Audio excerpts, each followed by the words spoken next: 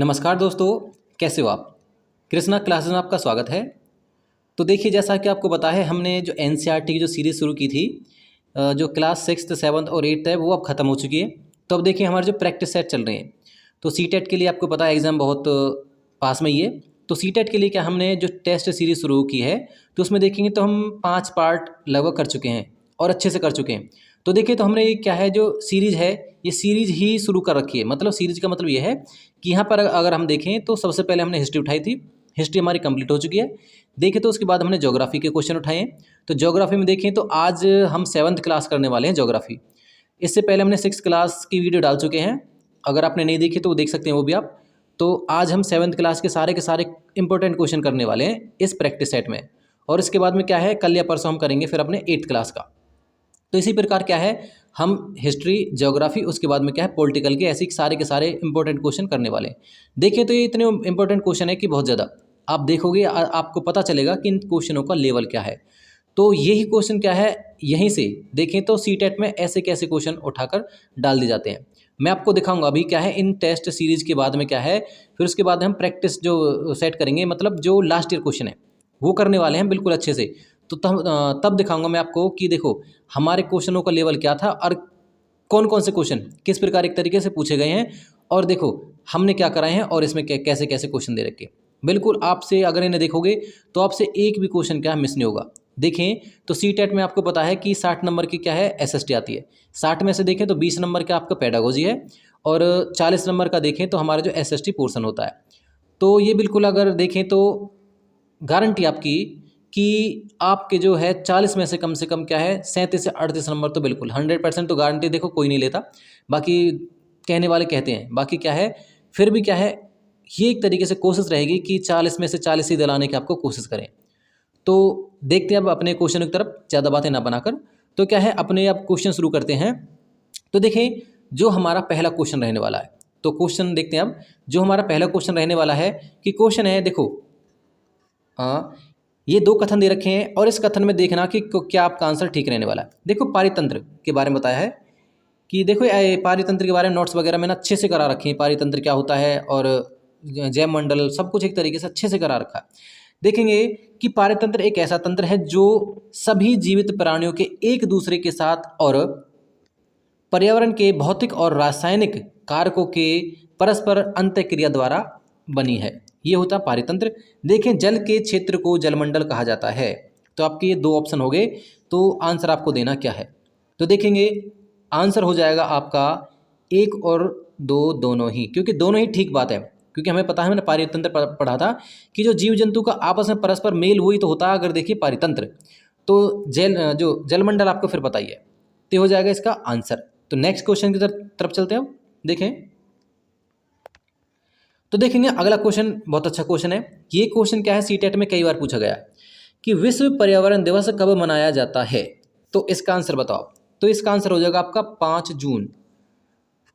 5 जून को क्या है, विश्व पर्यावरण दिवस मनाया जाता है। अगला क्वेश्चन देखते हैं। अगला क्वेश्चन बहुत अच्छा क्वेश्चन देखो कि जैवमंडल पृथ्वी का वह संकीर्ण क्षेत्र है जहां जीवन का समर्थन करने के लिए भूमि, जल और वायु मिलकर जीवन को संभव बनाते हैं। अगला देखेंगे कि देखो पादप और जीव जंतु मिलकर क्या जैवमंडल बनाते हैं। तो आपको आंसर देना है। तो देखिए इसका आंसर हो जाएगा सी। देखो ऑप्शन कि 1 और 1 मतलब 2 दोनों इसमें क्या ठीक है, कोई भी चीज़ गलत नहीं है इसमें। तो दोनों एक तरीके से ठीक है। नेक्स्ट चलते हैं क्वेश्चन की तरफ। देखो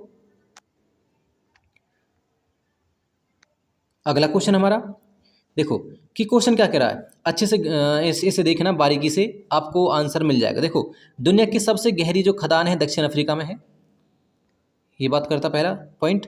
दूसरा इसमें यह 16 किलोमीटर गहरा है। तो आपको इसका आंसर देना है। तो देखिए इसका जो आंसर हो जाएगा आपका केवल 1 होगा, क्योंकि क्या है हमें पता है कि वो दक्षिण अफ्रीका में है, परंतु क्या है उसकी गहराई 4 किलोमीटर है। वो 4 किलोमीटर गहरी है, इसलिए क्या है इसका आंसर 1 होगा। इसे क्या है जो तेल की खोज में इसे क्या 6 किलोमीटर तक क्या है वैज्ञानिकों ने इसे खोद दिया था। तो अब क्या है इसकी जो हम गहराई मानेंगे 4 किलोमीटर जो प्राकृतिक इसकी गहराई है। तो इसलिए क्या है इसका आंसर ये हो जाएगा हमारा केवल 1। चलते हैं अगले क्वेश्चन तरफ। अगला क्वेश्चन है कि पृथ्वी की सतह की सबसे ऊपरी परत को पर्पटी कहते हैं। चलो अच्छी बात है। देखेंगे यह महाद्वीप संहति पर लगभग 15 किलोमीटर और समुद्र सतह पर केवल 5 किलोमीटर है। तो देखेंगे दोनों ही बातें बिल्कुल इसमें ठीक हैं। तो इसलिए क्या है, आपका ऑप्शन क्या है, सी हो जाएगा। कि देखें कि पृथ्वी की सतह को आपको पता पर्पटी कहते हैं। यह महाद्वीप है जो हमारे 7 महाद्वीप है, उसके देखें तो 15 किलोमीटर है और नीचे देखेंगे तो 5 किलोमीटर है जो समुद्र सतह पर देखिए इसकी जो मोटाई है। तो बिल्कुल दोनों बातें ठीक हैं। चलते हैं अगले क्वेश्चन तरफ। तो देखिए जो अगला क्वेश्चन है हमारा, अगर थोड़ा सा आपको लग रहा हो कि हम थोड़ा जल्दी क्वेश्चन करा रहे हैं तो वीडियो को पॉज कर लिया करो, उसके बाद में क्या है फिर आप पॉज करके आंसर दिया करो। बाकी चलते हैं, फिर भी हम कोशिश करेंगे थोड़ा सा आराम से कराने का आपको। तो देखते हैं अगला क्वेश्चन हमारा देखेंगे। इसमें 2 कथन दे रखे हैं, आपको उसमें से क्या ठीक बताना। देखो, पर्पटी के ठीक नीचे का परत मेंटल होता है। मेंटल पृथ्वी के आयतन का केवल 15% बना है। तो देखेंगे इसमें सटीक आंसर देना आपको क्या है। तो देखो इसका आंसर हो जाएगा केवल 1। इसका आंसर हो जाएगा केवल 1। क्यों, देखेंगे देखो पर्पटी के नीचे का जो ठीक परत है जो वो मेंटल होती है, बिल्कुल ठीक है। और उसके नीचे जो है, जैसे हमें पता है कि आपको मैंने बताया था नोट्सों में कि इसकी 3 परत होती हैं। सबसे ऊपर पर्पटी है, फिर मेंटल है, फिर क्रूड है। तो इसे देखेंगे तो ये तो उसके नीचे है, ठीक है, पहला तो ठीक है, परंतु क्या है दूसरा आपका गलत हो जाएगा। क्यों, क्योंकि क्या है मेंटल पृथ्वी के आयतन का केवल 15% नहीं है, ये आपका 84% है। जो पृथ्वी के आयतन का देखेंगे तो 84% है, 15% नहीं है। 15% आपका क्रोड को हो जाएगा, 15% आपका क्रोड को हो जाएगा और 1% आपकी पर्पटी है। तो इसलिए इससे क्या है एक तरीके से 100% पूरा हो जाता हमारा। तो ये आपका आंसर रहेगा इसका। तो देखेंगे नेक्स्ट क्वेश्चन की तरफ चलते हैं अब। अगला क्वेश्चन है द्रवित लावा, जो मेल्ट लावा है, द्रवित हो चुका है, जो पृथ्वी की पर्पटी के अंदर ठंडा होकर अंतर्भेदी आग्नेय सैलों का निर्माण करता है। तो देखेंगे और सेकंड हमारा कि बेसाल्ट अंतर्भेदी आग्नेय सैलों का एक उदाहरण है। तो इसका आपको आंसर देना है। देखें तो इसका भी आंसर आपका ए हो जाएगा। क्यों, क्योंकि अगर देखें पहला बिल्कुल ठीक है पॉइंट, परंतु क्या है जो बेसाल्ट है वो अंतर्भेदी नहीं, वो बहिर्भेदी आग्नेय सैलों का उदाहरण है। ये इसलिए इसका ऑप्शन केवल 1 हो जाएगा। चलते हैं नेक्स्ट क्वेश्चन की तरफ। देखो क्वेश्चन हमारा अगला क्वेश्चन देखो, इसमें भी क्या है 3 कथन दे रखे हैं, आपको उसमें से आंसर देना। देखो आपका पहला पॉइंट है स्थलमंडल प्लेटों की गति के कारण पृथ्वी की सतह पर परिवर्तन होता है। चलो नेक्स्ट देखेंगे, जो बल पृथ्वी के आंतरिक भाग में कार्य करते हैं उन्हें बहिर्जनित बल कहा जाता है। तीसरा पॉइंट देखेंगे कि जो बल पृथ्वी के आंतरिक भाग में कार्य करता उसे अंतर्जनिक बल कहा जाता है। देखें तो आपका क्या रहना है, इसमें से क्या है गलत बताना है, गौर से देखना है इसमें से कौन सा गलत है। तो क्या है इसमें आपका आंसर हो जाएगा केवल 2, क्योंकि हमें पता है देखो जो इसमें क्या कहा गया, देखो इसे गौर से पढ़ें दूसरे को पॉइंट को, जो बल पृथ्वी के आंतरिक भाग में कार्य करता उसे आंतरिक बल कहेंगे, बहिर्जनित बल नहीं कहेंगे। इसलिए क्या है इसे पढ़ो और इसे पढ़ो, आपको पता चल जाएगा। इसलिए क्या है ये गलत है आपका और ये दोनों ठीक हो जाएंगे। तो गलत पूछा तो गलत आपका केवल 2 है इसमें, इसलिए क्या है आंसर हमारा बी रहने वाला है। तो चलते हैं नेक्स्ट क्वेश्चन तरफ। देखो भूकंप और ज्वालामुखी जैसे आकस्मिक गति का कारण होता है। तो किसकी गति का कारण है, अंतर्जनित बल, बहिर्जनित बल या उपरोक्त दोनों या उपरोक्त में से कोई नहीं। तो आपको पता है क्या है अंतर्जनित जो बल है इसका क्या है ये कारण होता है। अंतर्जनित बल लगता है तभी क्या एक तरीके से ज्वालामुखी और भूकंप आता है। इसका आंसर ये हो जाएगा। नेक्स्ट देखेंगे क्वेश्चन। अगला है देखो अधिकेंद्र से भूकंप बाहर की ओर तरंगे के रूप में गमन करता है, ये हो जाएगा। नेक्स्ट देखेंगे उद्गम केंद्र के निकटतम भाग में सर्वाधिक गति होती है या क्षति होती है, सॉरी। तो देखेंगे गति भी होती है और क्षति भी होती है, दोनों बातें होती हैं। अगर देखें तो देखो इसमें क्या है दोनों हो जाएंगे, इसमें दोनों ही ठीक हैं कि अधिकेंद्र से क्या है भूकंप बाहर की ओर तरंगों के रूप में गमन करता है। हमने देखे थे 3 प्रकार की तरंग होती हैं, बाकी तरंगों के बारे में अब आगे बताएंगे। आगे देखें तो उद्गम केंद्र के निकटतम भाग में सर्वाधिक क्या है, क्षति होती है। तो दोनों इसके क्या है, ठीक हो जाएंगे, इसलिए क्या है हमारा ऑप्शन सी होगा इसमें। नेक्स्ट चलते हैं क्वेश्चन तरफ।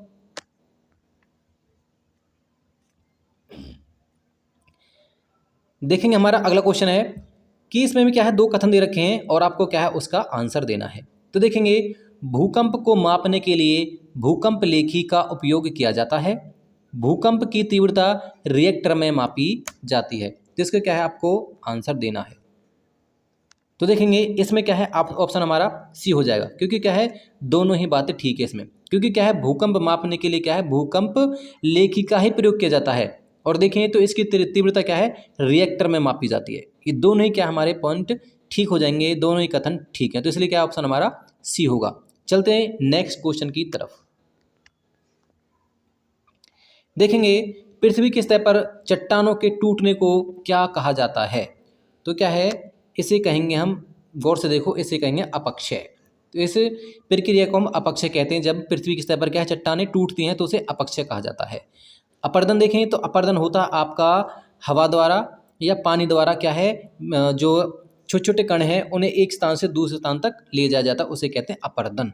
तो नेक्स्ट देखेंगे हम क्वेश्चन हमारा।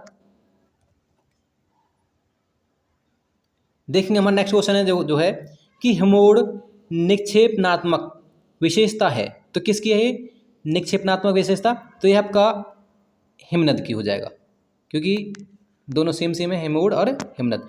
इसलिए क्या हमारा आंसर क्या है, देखें तो हो जाएगा ये आपका ऑप्शन बी। चलते हैं अगले क्वेश्चन की तरफ।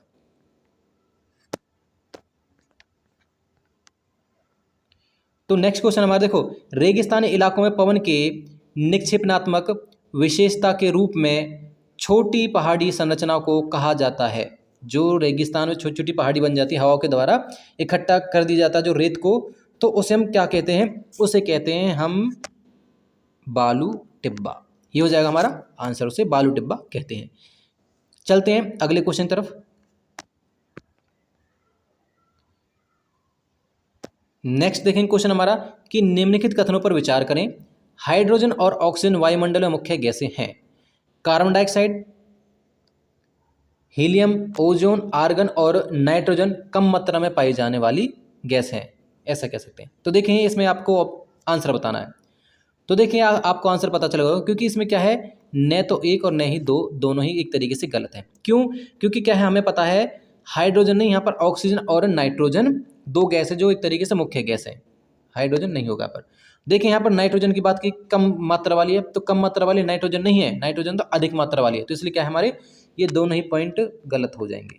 इसलिए क्या है हमारा जो ऑप्शन रहने वाला है न तो एक और न ही दो, क्योंकि अगर आंसर बताएं तो आंसर रहेगा इसका ऑक्सीजन और नाइट्रोजन अधिक मात्रा वाली गैस हैं और मुख्य गैसें हैं। बाकी जो अन्य गैसें आपको जो बता रखी हैं, जैसे कार्बन डाइऑक्साइड है, हीलियम है, ओजोन है, आर्गन है, ये कम मात्रा वाली गैस है। देखेंगे अगला क्वेश्चन हमारा जो है,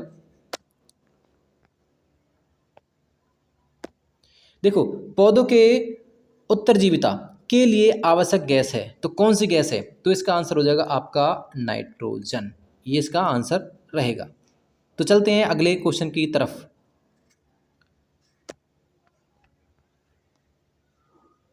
देखेंगे नेक्स्ट क्वेश्चन जो हमारा है कि मौसम की सभी घटनाएं जैसे वर्षा, कोहरा और ओलावृष्टि समताप मंडल में होती है। पॉइंट सेकंड हमारा, समताप मंडल में ओजोन गैस एक परत भी होती है। तो देखेंगे समताप मंडल में ओजोन गैस एक परत भी होती है, ओजोन गैस जो परत है वो समताप मंडल में होती है, ऐसी बात करते हैं। तो इसमें क्या है केवल इसका आंसर बी हो जाएगा। क्यों, अगर देखें तो जो समताप मंडल में ओजोन गैस पाई जाती है बिल्कुल ठीक है, परंतु क्या है मौसमी जो घटनाएं हैं वर्षा जैसे कोहरा है, ओलावृष्टि है, वो समताप मंडल में नहीं, वो देखेंगे वो क्षोभ मंडल में आपकी होती है ये। तो इसलिए क्या है हमारा ए गलत हो जाएगा और देखेंगे तो बी ये इसका ये हो जाएगा ठीक।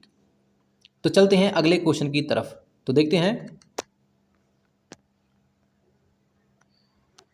तो देखें क्वेश्चन है वायुमंडल की परतें दे रखी है और उनकी ऊंचाई दे रखी है।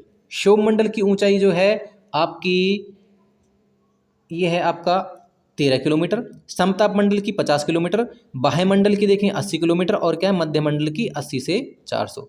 तो इसका आपको आंसर देना है। तो देखें, बताओ आप में से, चलो हमें बताते हैं। तो देखते हैं, इसमें हो जाएगा आपका ए और बी दो ठीक है बस। कहाँ है ए और बी दो ठीक हैं, पहला और दूसरा, क्योंकि तीसरा चौथा गलत है। आप गौर से देखें कि जो बाह्य वायुमंडल है उसमें देखेंगे तो ये हो जाएगा आपका 80 से 400 और मध्य मंडल को हो जाएगा 80 किलोमीटर। तो अगर ये उल्टा होता इनका तो ठीक होते चारों को चारों, बाकी क्या है तीसरा चौथा आपस में बदल रखें, घुमा रखें, तो इसलिए क्या है हमारा ऑप्शन केवल 1 और 2 ही होगा। नेक्स्ट क्वेश्चन देखते हैं। देखेंगे जो हमारा अगला क्वेश्चन है कि पृथ्वी से प्रेषित रेडियो तरंगें वापस पृथ्वी पर परावर्तित होती हैं, तो कौन से मंडल से क्या है वो परावर्तित हो जाती हैं, तो आपको आंसर देना है इसका। तो देखेंगे इसका जो आंसर रहेगा वो है आपका आयन मंडल, कि आयन मंडल से क्या है जो किरणें हैं वो क्या है परावर्तित कर दी जाती हैं। तो इसका क्या है आंसर रहेगा। चलते अगले क्वेश्चन की तरफ देखते हैं। देख क्वेश्चन है, देखो हवाई जहाज उड़ाने के लिए सबसे आदर्श स्थिति कहाँ पाई जाती है। ये भी क्वेश्चन क्या है सीटेट में कई बार आ चुका है, कई बार पूछा गया है।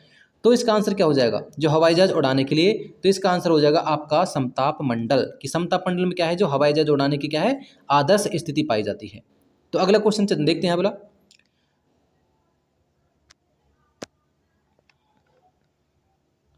तो हमारा नेक्स्ट क्वेश्चन है, देखो पृथ्वी के वायुमंडल में प्रवेश करने वाले उल्का पिंड जलते हैं, तो क्या है किस मंडल में क्या है वो जलने लगते हैं, तो इसका क्या आपको आंसर देना है। तो देखेंगे ये क्या है मध्य मंडल में क्या है जलने लगते हैं, तो इसका क्या है मध्य मंडल आंसर हो जाएगा। चलते हैं अगले क्वेश्चन की तरफ। अगला क्वेश्चन है, देखो कि निम्नलिखित कथनों पर विचार करना है। तो इसमें देखिए आतपन सूर्य से आने वाली ऊर्जा है जिसे पृथ्वी सोख लेती है, उसे आतपन कहते हैं। नेक्स्ट जो है जो हमारा कथन है, आतपन की मात्रा भूमध्य रेखा से ध्रुवों की ओर बढ़ती है, तो इस क्या है इसका गौर से देखना है सेकंड वाला में।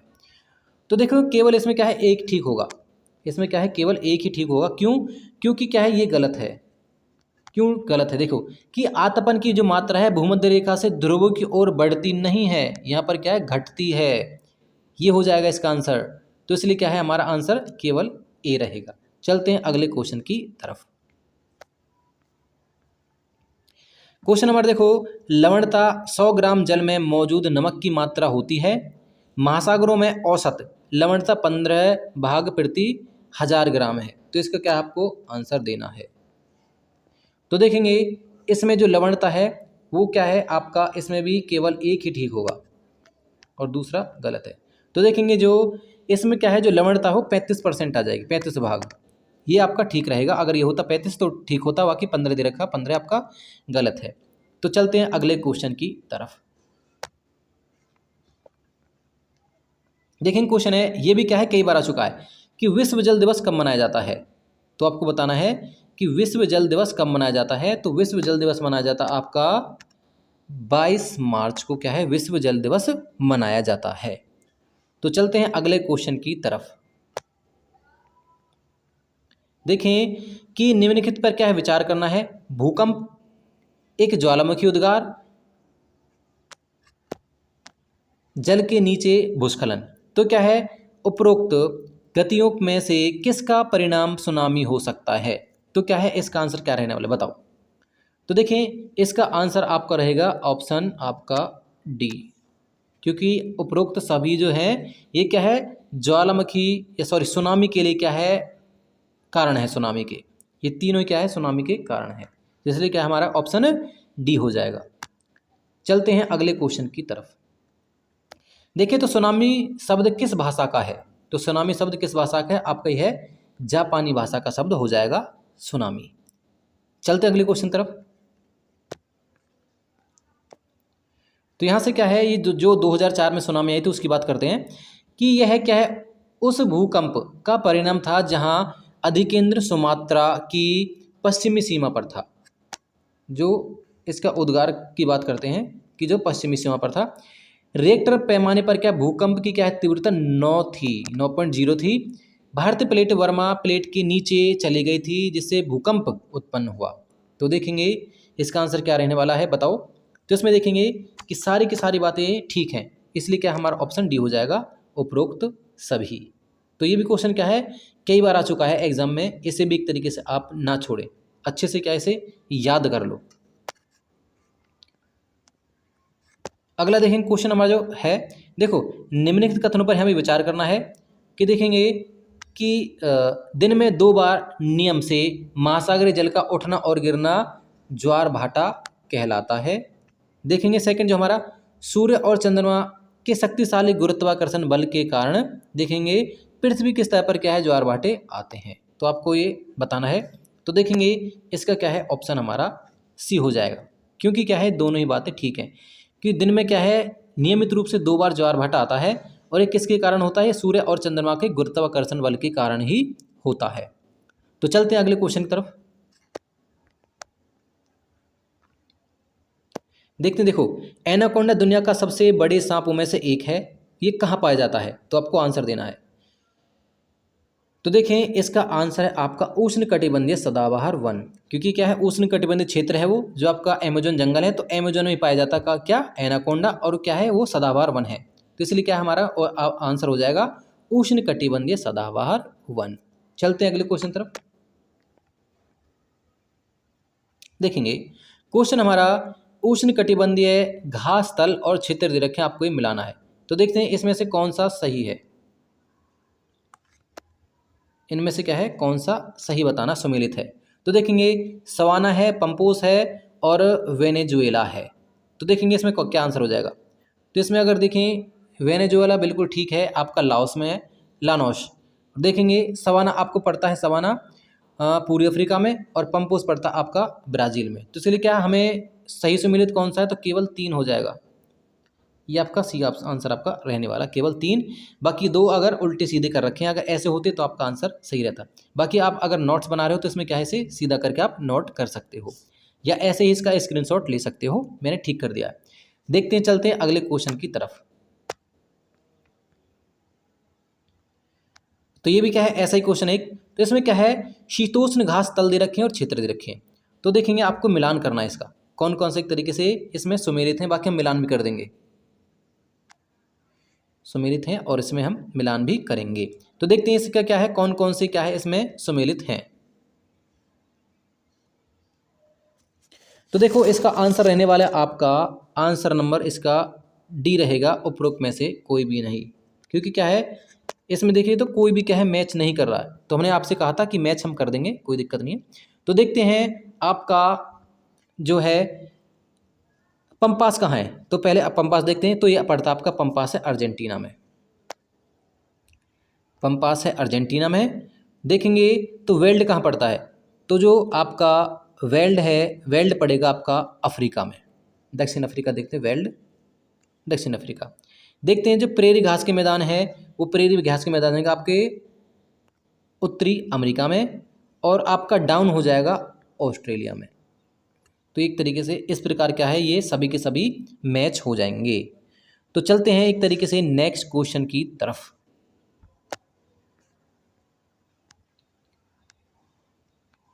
तो देखते हैं अगला क्वेश्चन हमारा कि निम्नलिखित पर विचार करना है। देखो कि सबसे पहले इसका, एक मिनट, ठीक। तो इसके क्या हम ये पढ़ते हैं, फिर हमें पता चलेगा कि पूछा क्या गया। देखो आदर्श बसाव स्थल के चयन के लिए उपरोक्त में से कौन से प्राकृतिक दशाएं हैं। तो हमें प्राकृतिक दशाएं देखनी है, तो आपको इस ऑप्शन से क्या है, जो यह वर्ड है इसी से आपको क्या है आंसर मिलने वाला है। अनुकूल जलवायु, जल की उपलब्धता, उपरोक्त भूमि, और क्या है उपजाऊ मिट्टी, और नेक्स्ट हमारा उद्योग। तो इसमें देखेंगे प्राकृतिक क्या है, तो ये चारों ही प्राकृतिक, परंतु उद्योग प्राकृतिक नहीं है। तो इसलिए क्या है हमारा ये मानव निर्मित है। तो इसलिए क्या है जो प्राकृतिक दशाएं पूछी हैं, तो इसमें क्या 1 2 3 4, 1 2 3 4 ये हमारा ऑप्शन बी ठीक हो जाएगा इसका। तो चलते नेक्स्ट क्वेश्चन की तरफ।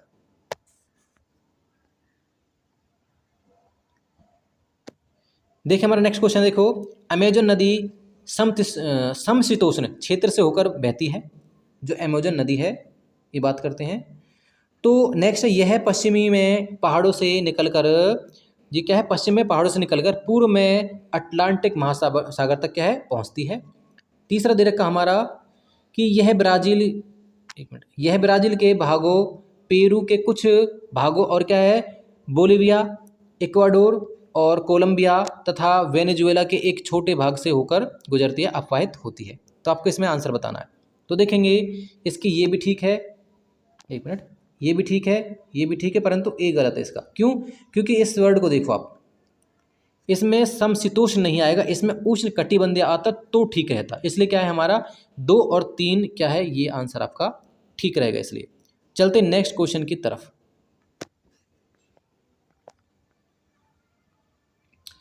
तो देखेंगे अगला क्वेश्चन हमारा, देखो निम्नलिखित पर विचार करना है। टूकन है, स्लॉथ है, चींटी खाने वाला टेपर है, एनाकोंडा है, बोआ है और कहा पिराना मछली है। तो क्या है, ये ऊपर में से अनूठी विशेषता अमेजन बेसिन के वर्षावन में पाई जाती हैं। तो देखेंगे सभी की सभी तो हैं, अगर देखें ये सारी की सारी विशेषताएं हैं, तो इसलिए क्या हमारा ऑप्शन उपरोक्त सभी हो जाएगा। चलते हैं अगले क्वेश्चन की तरफ। क्वेश्चन है, ब्रोमिलाइड विशेष पौधा है जो जल को क्या है, संचित रखते हैं। वो कहाँ संचित रखते हैं? तने में, पत्तियों में, जड़ में या छाले में। तो इसका क्या है, पत्तियों में रखते हैं। इसका आंसर ये हो जाएगा, पत्तियों में। तो आई होप आपके बिल्कुल अच्छे से क्वेश्चन समझा रहे होंगे। तो चैनल को बिल्कुल सब्सक्राइब कर लो, ताकि क्या है आपको ऐसे ही क्वेश्चन अच्छे से मिलते रहें, ताकि क्या है आपके एग्जाम में आपको बिल्कुल बहुत अच्छे से हेल्प मिले। और मेरी यही कामना है कि आपके क्या है सीटेट में 130 ये तो बिल्कुल आपके आने ही आने चाहिए। बिल्कुल यही कामना रहेगी कि 133 पार आपके बिल्कुल होने चाहिए। चलते हैं अगले क्वेश्चन की तरफ।